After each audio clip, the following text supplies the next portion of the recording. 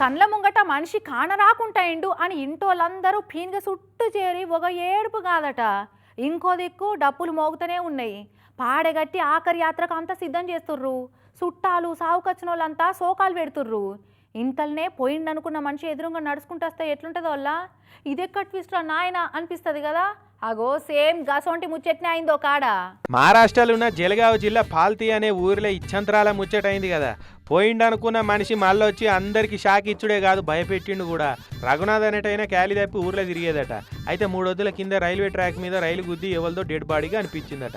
ఇక ఆ dead body గుర్తుపట్ట రాకుండా అయిపోయింది.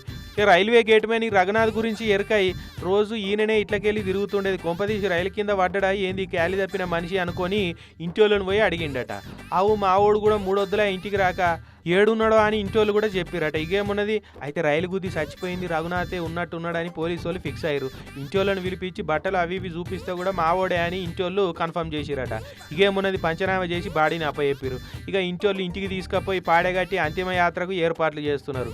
ఇంతల్నే గల్లీలో మంచిగా నడుచుకుంటూ వస్తున్నాడు ఆ రఘునాథ్. ఏడ్చేటోళ్ళంతా ఒక్కసారి షాకు నోళ్ళెల పెట్టిరు.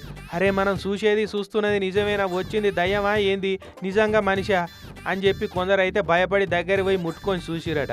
ఇవేం తెలియని రఘునాథ్ ఆయన లోకంలో ఆయన ఏందో ఈ పిచ్చి మా లోకాలు అన్నట్టు మంచం మీద కూర్చొని ఏం మావులో చేస్తున్నారు వీళ్ళు అన్నట్టు మిట చూడబట్టిండు పాపం. ఇక చుట్టాలంతా ఏడుసుడు దండగా అయిందని సొట్లు పెట్టుకుంటూ పోయిరట పాపం.